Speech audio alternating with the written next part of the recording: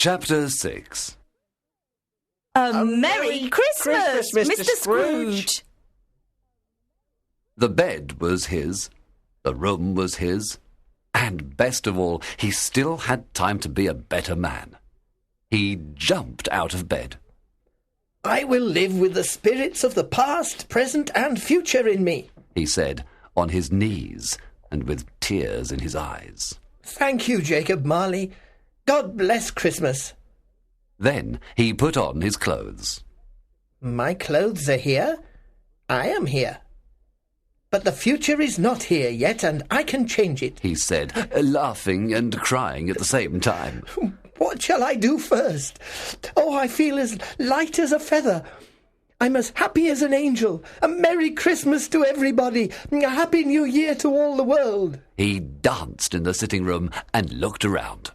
There's the door where Jacob Marley came in. There's the place where the ghost of Christmas present sat. There's the window where I saw the ghosts in the air. It's all right. It's all true. It all happened. And he laughed and laughed. Then the church bells rang. Ding dong, ding dong. It was a glorious sound. He opened the window and put out his head. No fog. It was a bright, sunny day, and the air was cold and sweet. "What's today?" Scrooge shouted to a boy in the street. Eh? The boy looked very surprised. "What's today, my boy?" It's Christmas Day. "Christmas Day?" Scrooge said happily to himself. So the spirits did everything in one night. "Hey, boy! Do you know the butcher's shop in the next street?" Of course. "You're an intelligent boy. Do you know if they've sold that big turkey in the window?" You mean the one as big as me? "What a nice boy," Said Scrooge. "Yes, that one." No, it's still there. "Is it? Oh, good. Go and buy it for me, will you? Tell them to bring it here. If you come back in 5 minutes, I'll give you £0.50. The boy ran as fast as possible to the shop.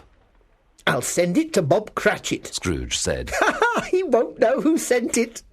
and he wrote Bob's address on a piece of paper. When the butcher's man arrived with the enormous turkey, Scrooge told him to call a cab. He paid for the turkey and the cab, and he gave the boy £0.50. He was laughing all the time. Then he put on his coat and walked along the street. He looked at all the people with a happy smile. Good morning. Good morning! People said to him, A Merry Christmas to you! and Scrooge answered in the same way.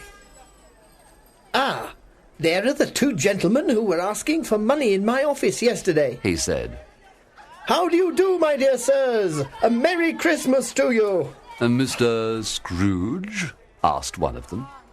"Yes, that's my name, and perhaps you don't like me. Please excuse me for yesterday.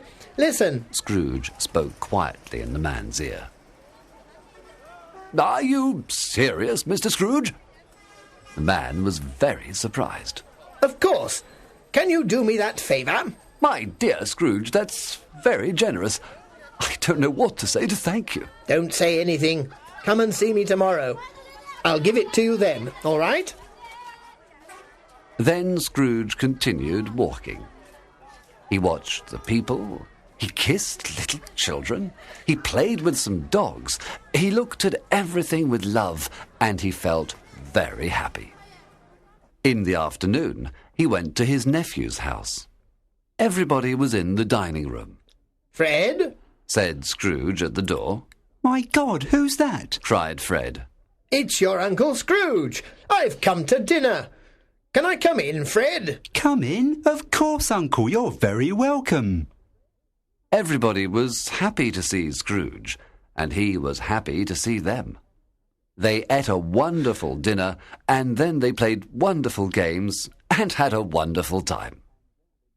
Scrooge was in his office early the next morning. He was waiting for Bob Cratchit. Of course, he knew Bob would be late. 9 o'clock, and no Bob. 9:15, no Bob.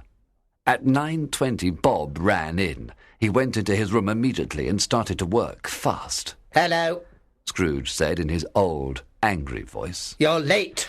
I'm very sorry, sir. Bob answered. Are you? Come here, Cratchit. It's only once a year, sir. Said poor Bob. It won't happen again. Well, my friend, I hope not. Scrooge said with a big smile. Because I'm going to give you a bigger salary. Bob trembled. He couldn't believe his ears. A Merry Christmas, Bob, said Scrooge. This will be your happiest Christmas. Yes, I'm going to give you a lot more money, and I'm going to help your poor family.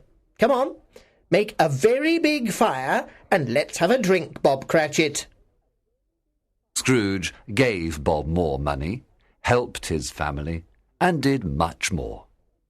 Tiny Tim did not die, and Scrooge was a second father to him. He became a good friend, a good manager, and a good man. A few people laughed at him, of course, but he knew that some people always laugh at anything new, strange, and good. He often laughed now, and that was the most important thing to him.